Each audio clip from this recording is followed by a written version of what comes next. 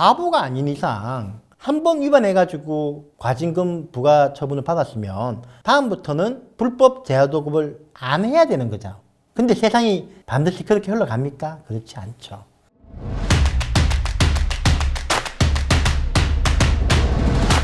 네, 안녕하십니까. 건설하도급 전문 변호사 법무법인 정박의 정종채 대표입니다. 요즘 경기 정말 안 좋은데 그래도 재하도급법 위반에 대한 조사는 이루어지고 있고 이 때문에 참 많은 고초를 겪고 있는 업체들이 있습니다. 재하도급 위반의 경우에 2회차부터는 영업정지나 등록 말소까지 당할 수가 있기 때문에 매우 조심해야 됩니다. 그래서 오늘은 불법 하도급 삼진 아웃 제도에 대해서 설명을 좀 드리도록 하겠습니다. 첫 번째 위반하면 과징금 부과처분만 받고요. 두 번째 걸리게 되면 무조건 영업정지를 해야 되고 세 번째 걸리게 되면 그냥 무조건 등록 말소. 그래서 이걸 우리가 하도급법 삼진 아웃 제도라고 하거든요. 자세하게 한번 살펴보면요. 불법 하도급으로 과징금 부과처분을 받은 후 3년 이내에 동일한 행위로 적발되면 행정청은 무조건 속된 말로 짤 없이 영업정지 처분을 해야 됩니다. 과징금 부과처분을 할 수가 없어요. 그리고 5년 내에 2회의 동일한 행위를 하면 행정청은 무조건 짤 없이 등록 말소 처분을 해야 됩니다. 안 할 방법이 없어요.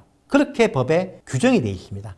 법에 영업정지를 할 수 있다 또는 등록 말소를 할 수 있다라고 되어 있으면 행정청한테 재량이 있는 거라고 하죠. 근데 법에 영업정지를 해야 된다, 등록 말소를 해야 된다, 이거는 기속이거든요. 다른 행동을 할 수가 없는 거예요. 행정청한테 봐줄 수 있는 권한이 없는 거죠. 그러니까 매우 조심해야 됩니다. 최근에 쟁점이 되고 있는 부분에 대해서 좀 설명을 드릴 텐데요. 지난번 영상에서 간단하게 하도급법 및 재하도급법 금지조항 전반에 대해서 설명을 드렸죠. 건설산업기본법에 의하면 건설 하수급인은 하도급 받은 건설공사를 재하도급할 수 없다는 재하도급 금지 원칙이 정해져 있습니다. 그리고 건산법 25조는 하도급할 때 면허가 있는 등록된 건설업체한테 해야 되지 무면허 업체한테 하면 안 된다고 하는 무허가 재하도급 금지 원칙도 규정되어 있습니다. 건산법 82조 2항에서는 위반 행위를 할 때 1년 이내의 영업정지나 하도급 금액의 30%에 해당하는 약한 처분인 과징금을 부과합니다. 그런데 만약에 2회 적발, 과징금을 부과되고 난 다음에 두 번째로 적발되면 어떻게 되느냐? 건산법 시행령 별표 6조에 의하면 3년 이내에 같은 위반 행위를 하게 되면 무조건 영업정지 처분을 하도록 되어 있고요. 통상 한 회당 6개월입니다. 전문 건설회사의 하도급법 금지, 재하도급 금지 행위를 하여 처분을 받은 다음에 5년 이내에 2회 이상 다시 위반을 하게 되면 무조건 등록 말소를 하게 됩니다. 이거 진짜 치명적이죠. 그 외에도 3년 이내에 아울러 3년 이하의 징역 또는 3천만 원 이하의 벌금에 처하도록 되어 있고요. 통상 관할 지방자치단체가 건산법 위반으로 행정처분한 다음에 경찰한테 사건을 넘기는 방식으로 진행이 됩니다. 등록 말소를 당하면은 회사가 망하는 건 당연하고요. 그리고 거기에 있는 임직원들도 일자리를 잃게 되고 그리고 관련 있는 하청업체들도 큰 위험에 빠지게 됩니다. 생각해보면 통상 이런 일이 있을 수가 없을 거 아닙니까? 바보가 아닌 이상 한 번 위반해가지고 과징금 부과 처분을 받았으면 다음부터는 불법 재하도급을 안 해야 되는 거죠. 근데 세상이 반드시 그렇게 흘러갑니까? 그렇지 않죠.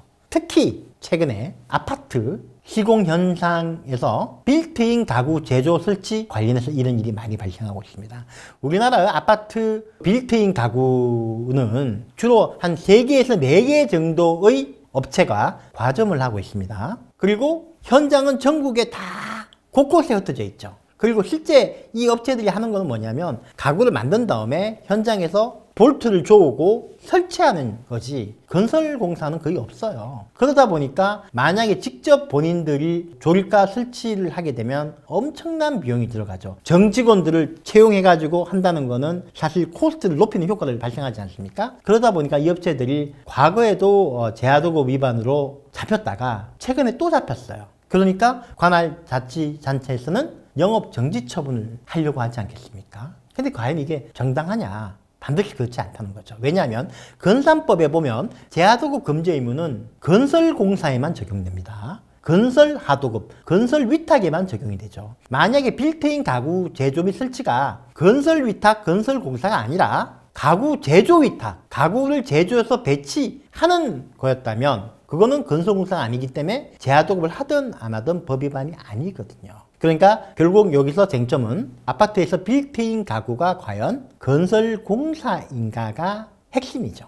이와 대해서 아파트 공사의 빌트인 가구 설치 업체 측에서는 가구 제조 위탁에 해당될 뿐 건설공사가 아니다라고 주장하는 반면 관할 구청에서는 실내 장식 면허들을 그 업체들이 가지고 있거든요. 실내 장식 업체를 가지고 공사 현장에서 시방서 들고 설계도면 들고 일하는 사람들이 왜 건설공사가 아니냐라고 주장해서 대립하고 있습니다. 그런데 유권해석기관인 국토교통부는 가구를 제조하여 단순 공급 배치하는 행위는 건설공사가 아니다. 그러니까 제하도급 금지가 없다. 다만 여기에 더 나아가 시공기술을 수반한 설치가 있는 경우, 즉 시공기술을 수반한 설치의 경우에는 건설공사다. 시공기술이란 뭐냐? 건설적 요소를 얘기한다 라는 입장을 취하고 있습니다. 즉 국토교통부는 면허 보유와 무관하게 공사의 실질적인 과정을 보고 건설공사인지 아닌지 판단한다는 입장이고요.